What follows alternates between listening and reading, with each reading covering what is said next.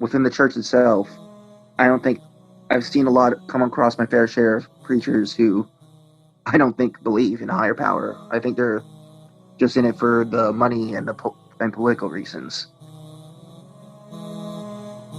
That's really what happened. When I was at my lowest, I realized Allah had my best interests at heart. Everything from giving up alcohol to diet, exercise, being generous, helping others. Allah had my best interests at heart. It just happened. Like I, it just came into my mind one day, and I was like, you know what? Uh, I'm converting. Like once I got back from the vacation in New Jersey, I was like, I took a look at the fridge. I poured out all the alcohol, and then I started to sober up. Like it was a complex situation. Like just came to my mind. You know what? I really shouldn't be drinking. So I started. I really should prepare myself to convert. Like I was in my bedroom. I was on my phone. I was just laying down. I was kind of sad in a sense. And then one moment, I remembered the times I would go to observe at the mosque. And then one time, I just clenched my fist. I opened my door. I walked into the kitchen. I pulled out the fridge where I had this bottle of Jack Daniels. I twisted it open and I poured it down the drain, just in the sink. Like I was just, it's time. Like when I was in the Christian church, when I would pray, we would fold our hands, bow our heads. I mean, I really wouldn't. I felt like I didn't really feel as strong a connection as I did when I would do the Islamic prayer. The hardest part was having to leave the lifestyle I was living. Like the best Islamic advice anyone's ever given me: don't stress yourself out over Islam. Uh, it's an easygoing religion. If you can't make a prayer, try and make it up later in the day. Don't go overboard. Don't push yourself too hard. أشهد أن محمد رسول الله.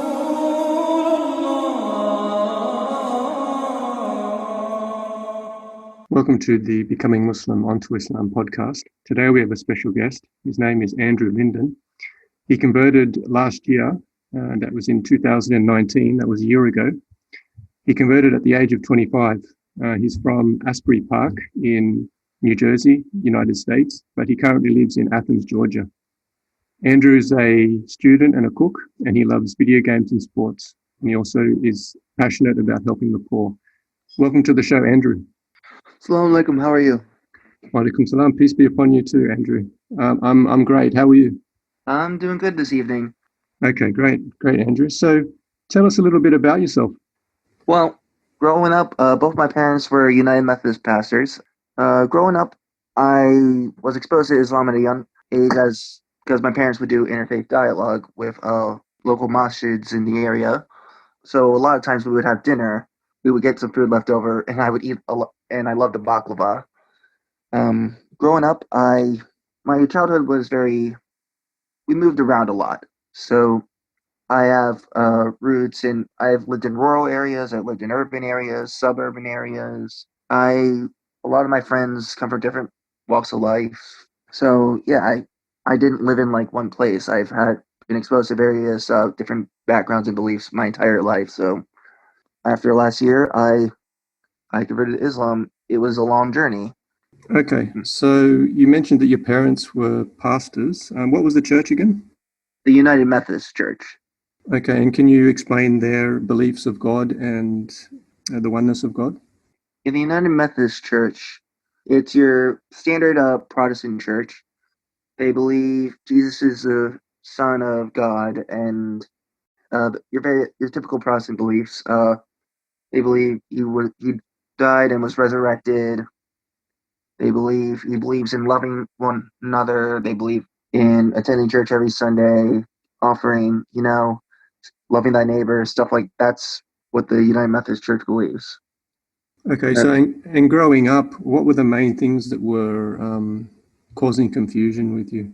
the main confusion with growing up Methodists, well, there was a lot of ambiguity in the Methodist Church and Christianity as well. When it came to the religion itself, there was no direct answer. Like they had answers, but it was all ambiguous. Unlike Islam, everything, where there's always an answer in either the Quran or the Hadith, like for what you should do. Like there is a formula. There's more detail. The Quran goes into further detail. Another thing, there's also a lot of the current Christian church, modern day Christian church, from what I've seen growing up, it's more run like a business, not as much of a faith. Like there's a lot of crowd pandering. There's a lot of good people who believe in the faith, but there's mostly, but within the church itself, I don't think I've seen a lot come across my fair share of preachers who I don't think believe in a higher power. I think they're just in it for the money and and political reasons. Okay, and so you must have been quite active there with both your parents being pastors. Oh yes, I was very active. I was very active, even if I didn't want to be. I was required to go to meetings. I was required to be involved in local church, in the local church life. I was even involved in like the youth conference stuff. I really did not, much to my dismay. I really didn't want to be there, and it really showed. Yeah, I was really involved. Like, I didn't really have much, but I didn't really have much of a choice in the matters. But I was involved. Okay, and you mentioned that it was a long journey for you. Can you go back to the earliest times and try and recall how it was, this journey to Islam and finding Islam? Ooh. Well, this is going to be a tough one. Growing up in the Christian church, I've always I was going with my parents to every event, Sunday service, various hospital visits, funerals, etc. And I would always ask questions, but I would never get an exact answer. Like there was, and this would continue throughout my childhood. I was just whenever I asked questions, I would just be told, "This is what we believe, not why we believe it, and accept it." So so as I got older, I've seen I moved around more. I've seen how various people treat. I've been exposed to various beliefs. I've been exposed when I've been around synagogues where in the Jewish faith. I've learned the basics of the Hebrew faith through various Jewish friends of mine. I've also learned some various Buddhist beliefs, various Hindu beliefs, and as well as Islam. I've been exposed. My parents would do a lot of work with, well, mostly my mother when she was a pastor in the United Methodist Church. She would do a lot of work with interfaith work with Islam, with a lot of the local mosques. A lot of the people she would work with were of Turkish descent. And as I got older into my teenage years, I was a little rebellious. I did not want to be in the Christian church. I mean, I was just going with the motions, and I was never given an exact answer to Christianity, to the practice of Christianity. I've seen all the hypocrisy. I've seen all the stuff. I just didn't know why Christians believed certain things. I know the basic answer is because Jesus died for all of our sins, but that's what they would tell me. But they never would explain those various reasons, like why they would use the cross as a symbol. Yeah, so with all of these things that you found early on that were confusing you or not feeling right, why do you think that Christians actually stay in their faith? It has to do with upbringing, like it has to do with the it has to do with their upbringing and their attachment to dunya. It's these worldly things. It's the culture, their It's what their parents believed. It's what they did when they were kids. They enjoyed it. They continued on to adulthood. It's just a cultural thing for them. It's not really what religion in the United States, especially in the Northeast, it's not so much of we believe it. It's just a matter of it's our culture. It's their culture. I wouldn't even say culture. It's just something they do every Sunday. It's just an event for them. And so these interfaith events that you were going to, would you consider that to be your first turning point towards accepting Islam and believing in Islam? It was the first of many steps, but I would consider that yes. So what happened now? What would be the next turning points in your life? Well, as I got older, I was becoming more and more estranged from the church. When I moved away from my family, my mom's house, and moved with my dad to Georgia, I made friends with a local Muslim. His name was Daniel. He would bring me to observe over at the local masjid. I would observe how they would pray. I would observe the khutbah. I would also get to talk to a lot of the Muslims in the masjid. They were always really nice to me. They were good people. Yes. That's cool. How old were you then? Well, at first I was around 20, 21 years old. After a while, it became that's when I started to go to the masjid. I've considered converting at that time, but I didn't want to give up. I was conflicting. Like I didn't know what I wanted to. I How would I put this? I was hesitant in a sense. Yeah. So at that age of 21, where you met Daniel, before the years before that, had you been researching into Islam? Kind of. I mean, I would read a lot of the books about the culture, but it was it didn't really get in. I didn't really read into it that much. I would read the beliefs, but being in America, this was post 9/11. A lot of the information I had access to were really biased, or it wasn't really. So I never really got a close picture, or I could get 100%. I would research some of it, but I wouldn't get 100%. Okay, so tell me about this interaction with Daniel. How did he influence you to to research Islam further?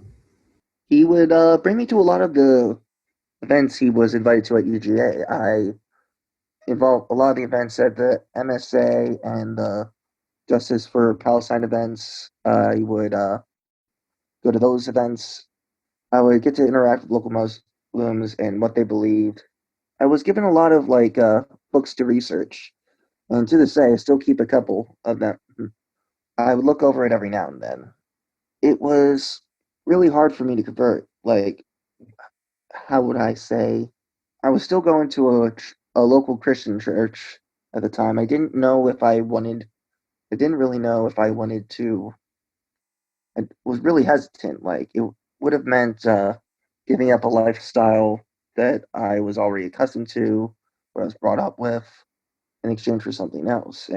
Being being 21, 22 at the time, I really didn't think I would go out and party. Like it was by party, I mean there was alcohol involved, and I didn't know if I was stupid.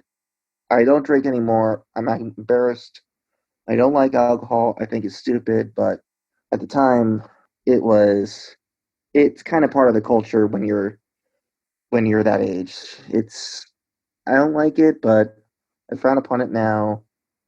I just got. I just did, but at that time, it kind of held me back. I'm kind of embarrassed that I was too of that to being at that age. It kind of held me back. I wanted to. I thought about converting, but my attachments to certain things in my lifestyle I didn't want to do. It wasn't until after a long. It wasn't I was in my until I was 24 years old that I decided to officially convert. Okay. Yeah, So before we start talking about when you officially converted, I just want to focus on this interaction with Daniel again, because he was the one that helped you to come into Islam. So at that time, why did you start? Why did you go along with him to these events? I mean, well, I didn't really have a lot of friends. I mean, I had just moved to a new city. I'm not really good with people. Yeah, so I started hanging out with Daniel. We just hung out, and pretty soon I just went along with him because I didn't really have a lot of friends, and he was always nice to me. So I ended up going along with him. Daniel is a nice. Well, at the time, Daniel was a nice guy.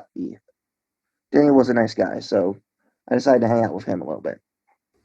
Okay, and did you ever think that at the time you would have converted to Islam, or were you just like going along for something to do to have fun?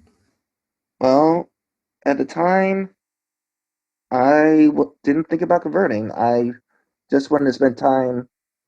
I just wanted something to do. I didn't really have a lot going on at that time outside of work and trying to go to get into school. But yeah, I didn't really think about converting at that time.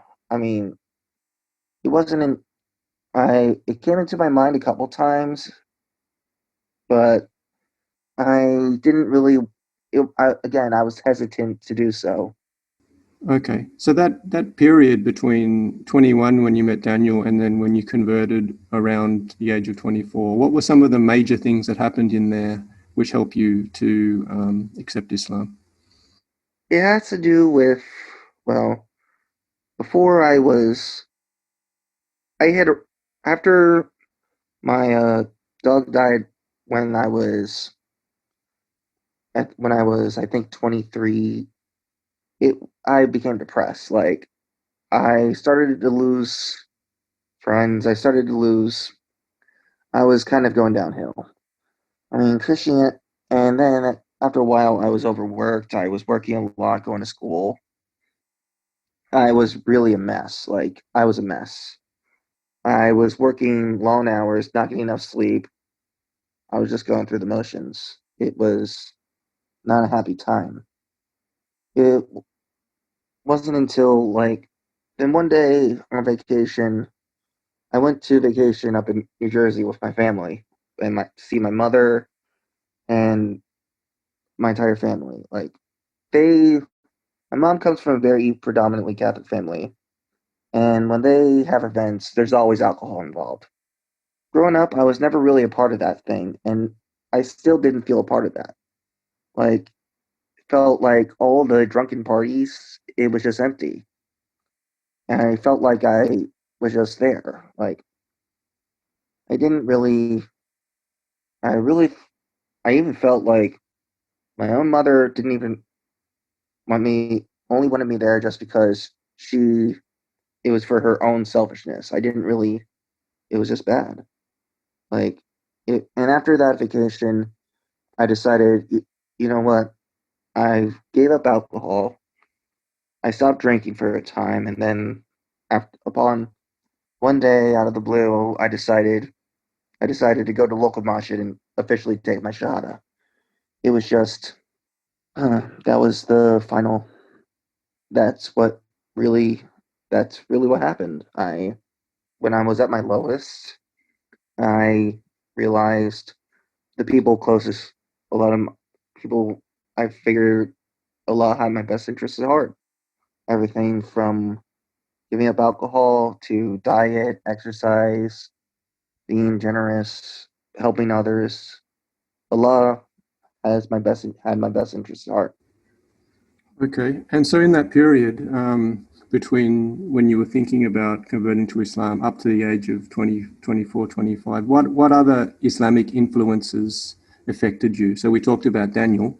Were there other people, or did you try to research Islam? Did you try and join some Islamic groups? There was, aside from the MSA at UGA, no. I mean, I did do some research on the beliefs of Islam, but other than that, no. It just happened. Like I, I just came into my mind one day, and I was like, you know what? Uh, I'm converting. Like, if this, it came into my mind, I've researched it bit by bit. The Islam argument. Back when I was still a Christian, when I still went to the church, I researched the beliefs of Islam, and I believe these people are right. Like, they have an answer for everything. They have an answer. There's no they. It's like they build off the beliefs of Jesus and Moses and Abraham in more detail than the Christians do. It's like it makes perfect sense. It That's just makes sense to interesting. me. That's interesting. So, even from an early age, you were sort of convinced that it was the truth. Yeah, I mean, I didn't really show it. I mean, I believed it, but I didn't really fully understand it, believe it until after I was 24. Like, and I converted. Like, I knew it was there. It was just I didn't openly. I didn't want to believe it until I was in my early 20s. Like, it was like my mind kind of like blocked off the possibility in a sense. Okay, Andrew. So now let's talk about the day that you converted. So, what was going through your mind then? Why did you suddenly decide to convert, or was it something that you had planned for a few weeks or a month or so? Once I got back from the vacation in New Jersey, I was like, I took a look at the fridge. I poured out all the alcohol, and then I started to sober up. Like, it was a complex situation. Like, I really didn't know what was going. It just came to my mind. You know what? I really shouldn't be drinking. So I started. I really should prepare myself to convert. Like, I don't know why I did it. It just happened. Like, it was just a message. Like, so for a week, 2 weeks, I abstained from all alcohol, and then I just took my shot. Then the day before, when I took my shahada, I I showered up, went straight to the mosque, and I was there a couple where a college where the local caretaker of the mosque. They were actually currently hosting like their summer school for children. I It was just kind of awkward in a sense. I came. I met with the caretaker, brother Muhammad Badr, by the way, and then there was a professor of Nigerian studies there, uh, Dr. Bashir, and then another person from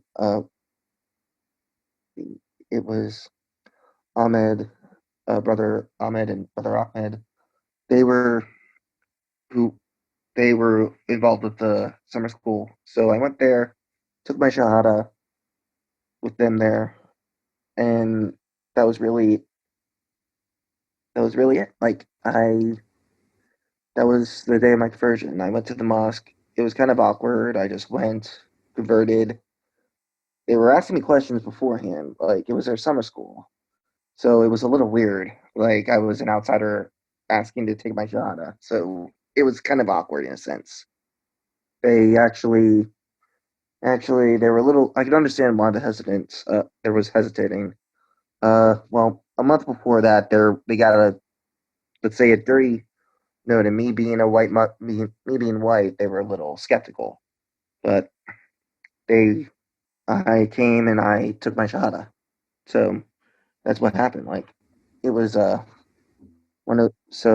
was a little awkward, but it was just but that was the day that was just the honest day I converted. That's Yeah, honestly happened. great. Yeah, I've got some more questions about the actual moment of your conversion at the mosque, but I want to also go back to that time where you were in your house and you were talking about you were abstaining from alcohol for a week or two, and then can you pinpoint that time where you actually decided that I'm going to do this? Can you remember where you were? I was in my bedroom. I was on my phone. I was just laying down. I was kind of I was kind of sad in a sense. And then one moment, I remembered the times I would go to observe at the mosque. And then one time I just clenched my fist. I opened my door. I walked into the kitchen. I pulled out the fridge where I had had this bottle of Jack Daniels. I twisted it open and I poured it down the drain, just in the sink. Like I was just, it's time. Like alcohol, the party life, that's not for me. It's not who I am. It's not who I want to be. That's not. So that's how it happened. And then how long did it take you to go to the mosque and convert? 2 weeks. I abstained from alcohol. I abstained from eating pork products. It was actually giving up pork was actually easier for me than giving up alcohol. This is weird because I would eat a ton of when I was a kid. I would love pork. Like I would eat like tons of pork. It was actually easier. Like at that point, I was kind of sad. I would take a look. The bacon really just after eating a lot of like flavorful foods, pork didn't do it for me. And I was willing to give it up. I was just willing to give it up. Alcohol, however, that was harder. Like when you're used to like alcohol is harder to give up, especially when yeah. So yeah, when I finally gave up alcohol, it just it was easier. Like I just poured it. It was after a while I found out that I could live without the party life. Like it was just not for me. Okay, so you mentioned that 2 weeks before you converted to Islam, that was when you really felt like this is the right thing to do to convert to Islam. Why did it take 2 weeks then? Well, I could have done it right then and there, but I wanted to see if I could. I kind of wanted to see if I could abstain from alcohol or I could give up certain haram things in my diet. I was kind of a test. Like some things they are harder for someone to give up, but so I decided to see if I could keep halal diet wise for a period of time, and I did, and I never went back. It was, and once I converted, then after a while, I decided, you know what, I'm gonna. Then I decided to convert. It was the right time, right place. Yeah. Once I realized I could do this, I decided I'm gonna see how long, and how far I can do this. I can go. It's kind of like a test to myself. And before you converted, were you doing anything like any rituals like trying to do the Islamic prayer, or did you try to read the Quran, maybe in English? Mm, no, not beforehand. I mean, I was researching certain rituals regarding fasting and Ramadan, but I didn't look it over. I didn't look it over. Like, but honestly, outside of prayer, I didn't start praying until after I converted. I really didn't start looking into it, reading deeply into the Quran until after I converted. Okay. And so you said it took 2 weeks before you went to the mosque and converted. Why did you go that day? Well, why did I go that day? Well, I just decided, you know what? It's time. I just realized I woke up one day and decided, you know what? I'm going to do it today. It was just one of those things where I just woke up and I decided, you know what? I'm going to shower up, go straight to the mosque. That's what I did. So that's what I did. Did they know that you were coming? Actually, no. No, not really. I mean, I just woke up one day and I went. I just woke up one day. I didn't tip them off. I just walked over there. That's probably why it was so awkward at the time. Yeah. Can you remember how you were feeling as you were walking there? Honestly, I felt like there was a presence about me. Like I didn't feel. I felt like I was doing this out of nature, not out of want. Like not out of like aggression or I didn't think of anything. I really wasn't thinking. Like I was just woke up one day, showered, and went there. I felt like I was being guided to do so. Okay, and so was it easy process once you got there? What did you do? Yes, well, after talking with a couple of the people there at the time, I decided I made my first wudu and then I took my shahada. Okay, to anyone out there that doesn't know what the wudu is, can you explain what you did there? Okay.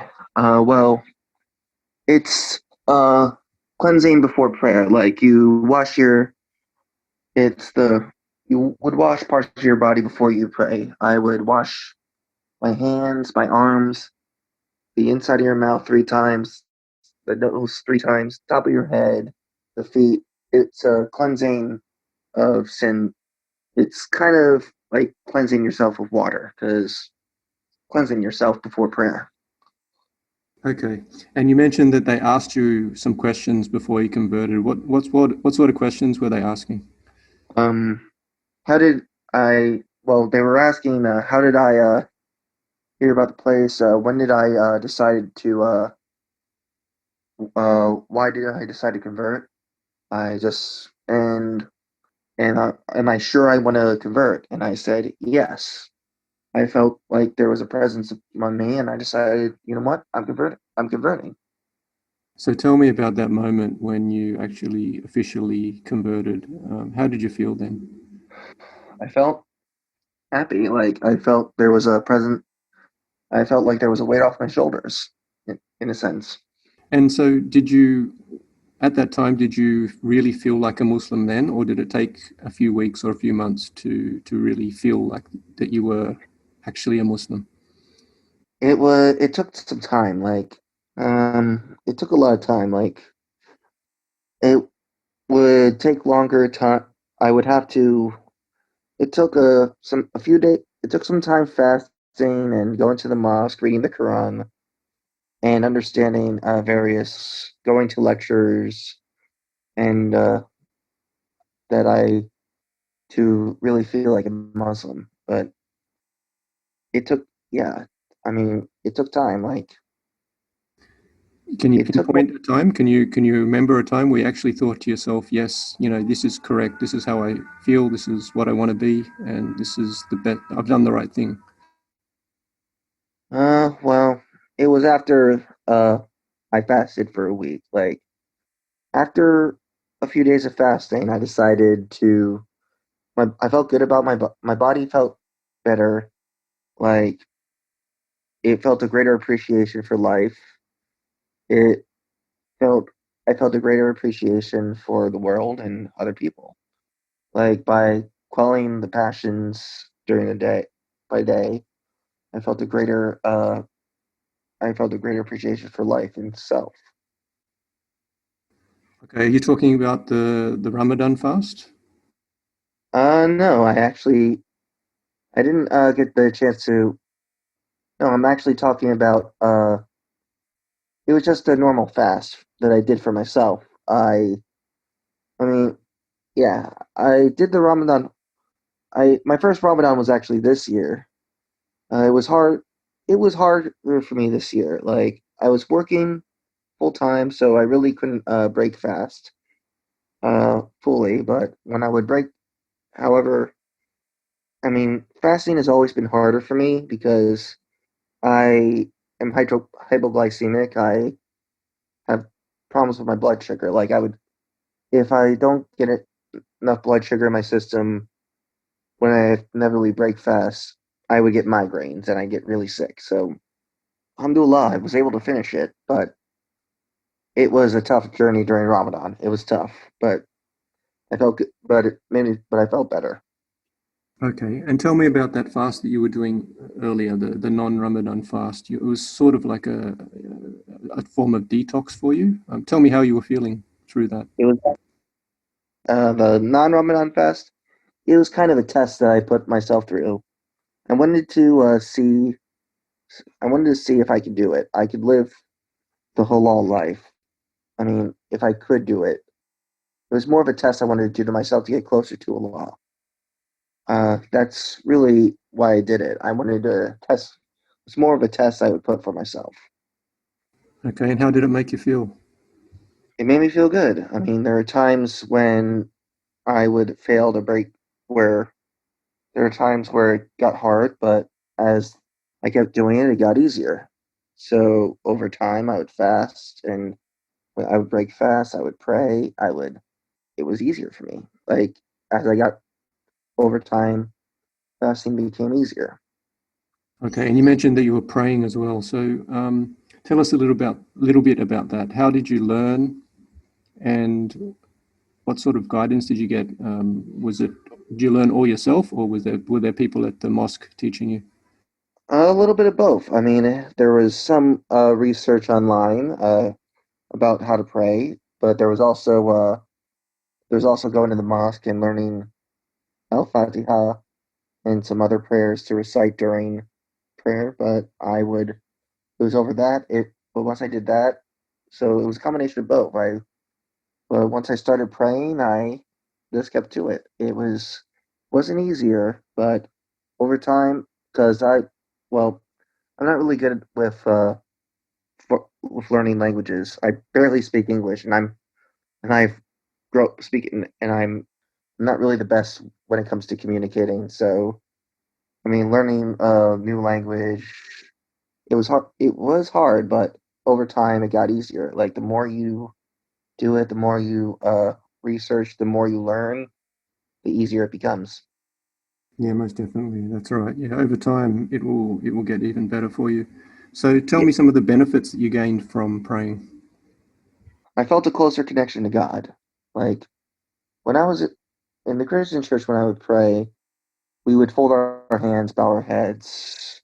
I mean, I really wouldn't. I felt like I didn't really feel as strong a connection as I did when I would do the Islamic prayer. It was a strong connection. We would face the direction of Mecca. We would use our whole bodies.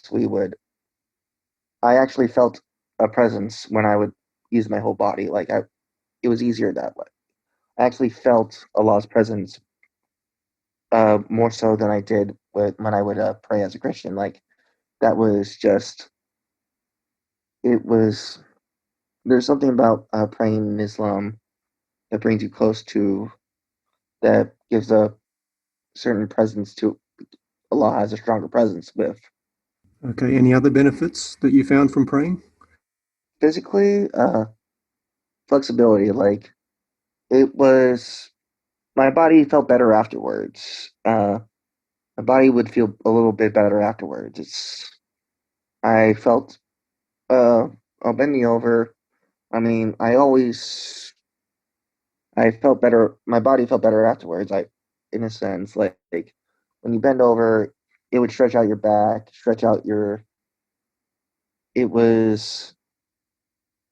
I felt better, and I physically and mentally. Okay, so how long did it take you to learn to pray properly? Mm, it took me a few. It took me a few months. I mean, learning the proper prayers, learning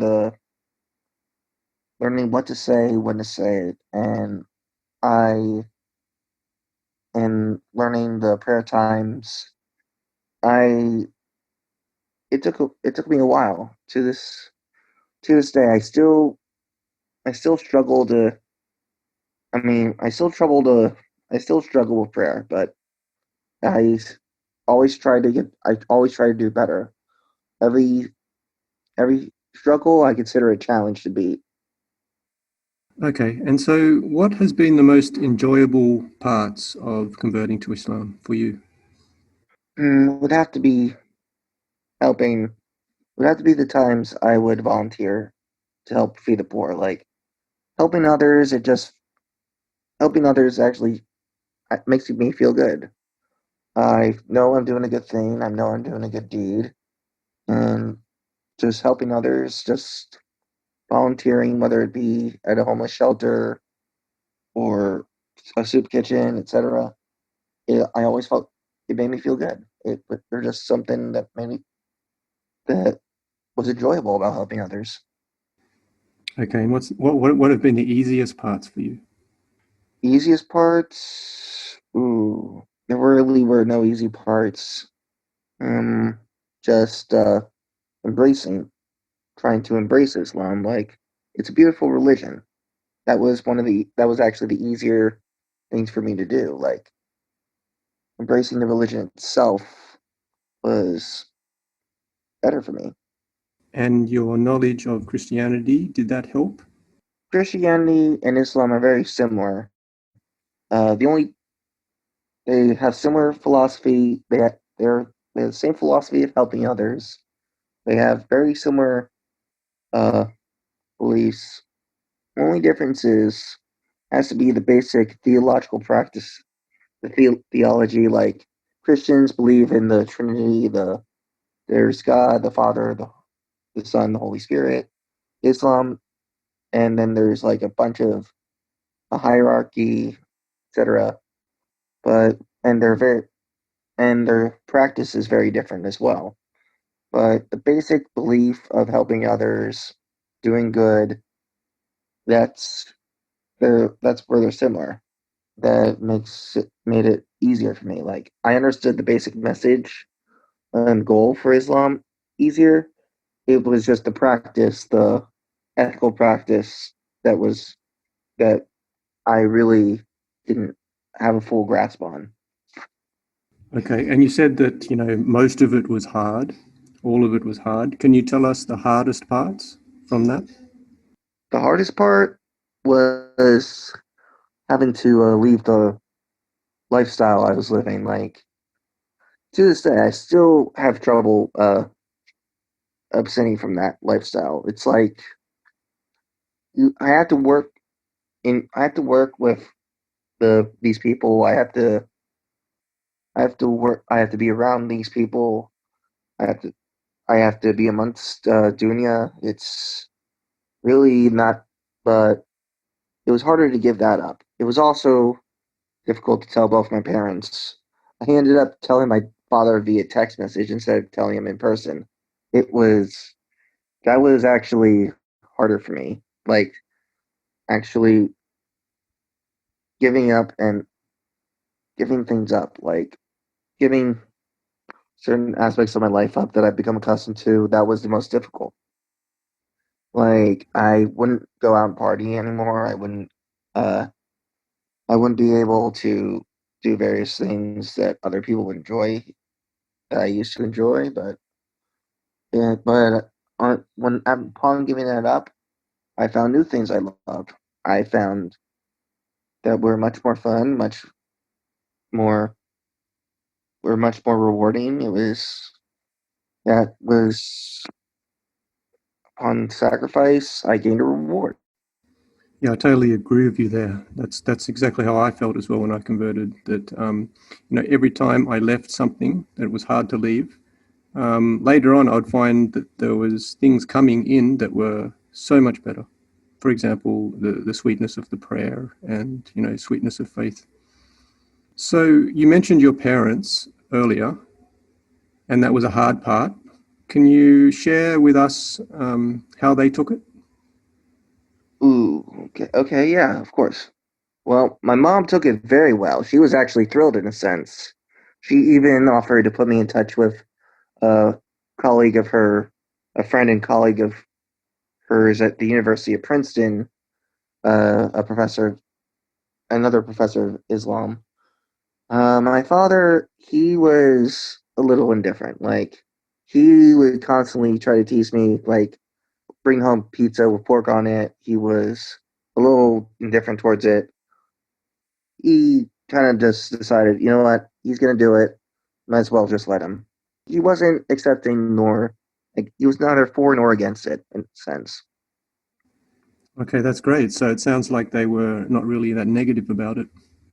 No, not really. I mean, my father, since I told him via text message, he said it was. He thought he said it's a little disrespectful, but I didn't. But it was kind of nervous for me to talk to. I didn't know how to put it directly to tell him directly. Like, I mean, religion is not really an easy thing to talk about in a sense to other people. Like when I went to, well, after I converted, when I went back to college, and I would tell my friends I converted, my classmates, I over just how I spent my summer. When I told them I converted to Islam, they just stopped and like, whoa, whoa, like, wow, like it's not really an easy thing to talk about. Like it's a controversial subject, and religion for everyone. Like it's so yeah, it's just not one of those things people tend to talk about off the bat.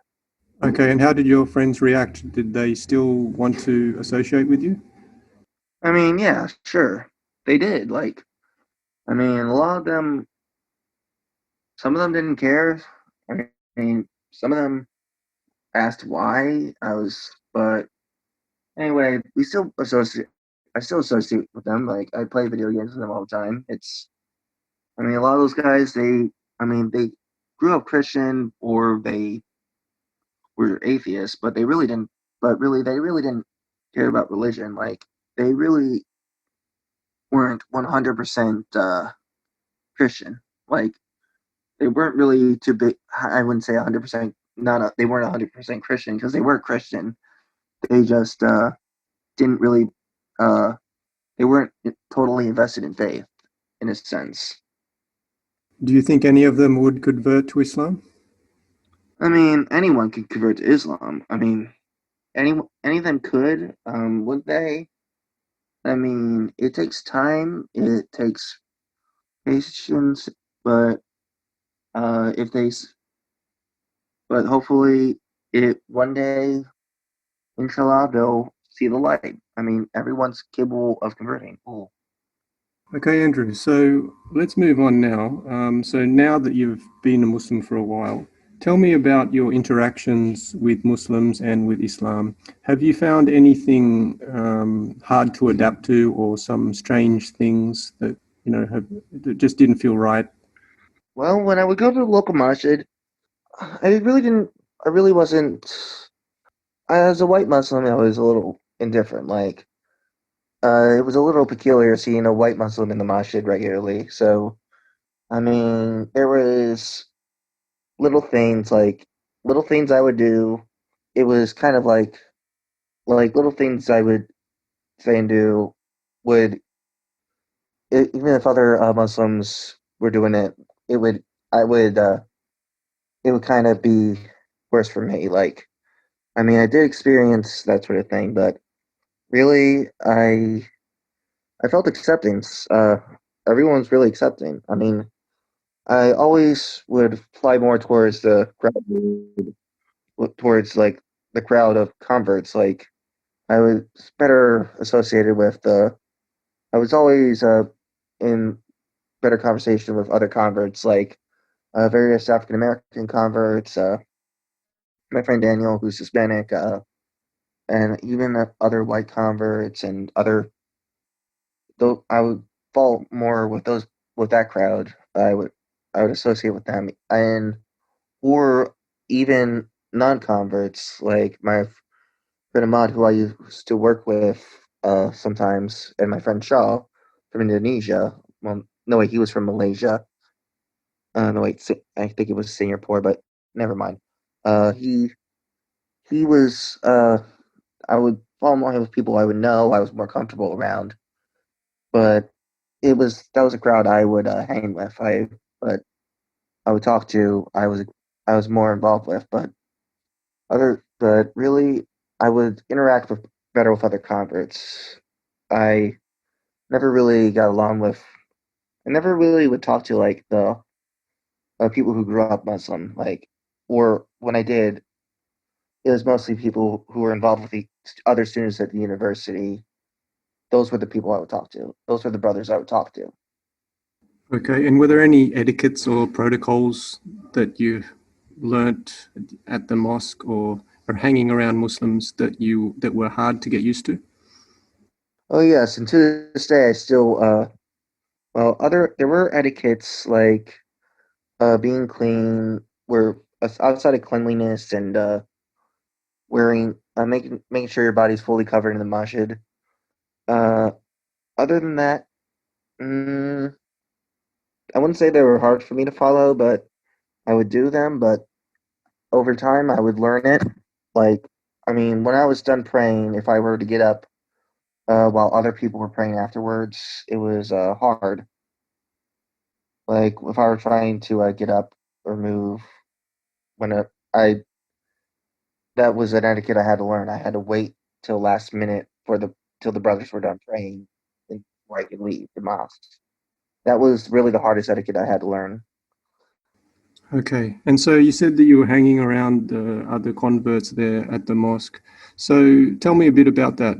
Is it a big mosque, and how many other convert brothers are there? I wouldn't say it's not really a big mosque. It's an Islamic center, not a mosque. It's a small building where we would come to pray. We did have a lot of well, yeah, we do have a lot of converts. They're predominantly African. Most of the converts are African American. That and we had a few white brothers, Hispanic brothers. Those are really most in America. Most of the converts are African American, and we would I would talk with them more because I was more how would I put it? I, w- it was easier to talk to them. Like they were more. I mean, a lot of the convert brothers were more approachable. Like I was easier to approach them. Like with the other brothers, like who were religious, like who grew up, like the brothers from India or Palestine or even Iran or the Persian brothers from Iran or the Saudi Arabia. They it was harder to approach them. Like they already had their culture. They had their culture. Were attached to. They would always have their people they would talk to and hang out with. So what I would do instead, so I would talk with more of the converts. Like was easier to approach them. Like they were more people who were used to who it was easier for me to talk to. Like they were more approachable. So, what is the best Islamic advice that anyone gave you? The best Islamic advice anyone's ever given me: don't stress yourself out over Islam. Uh, it's an easygoing religion. If you can't make a prayer, try and make it up later in the day. Don't go overboard. Don't push yourself too hard. It was that was actually the path of faith is hard, but but it's a hard faith to follow. But giving it up, but it's very rewarding. That was the so taking it easy is literal. Make it easy. Take it easy. That's the best advice anyone's ever given me about Islam. Okay, any other advice? Always do well by others. Don't do things out of anger. Like, don't do things out of anger or out of spite. Always do things from a positive standpoint. That's the best advice anyone's ever given me. Okay, and now looking back at your path to Islam, is there anything that you would have done differently? I would have been more.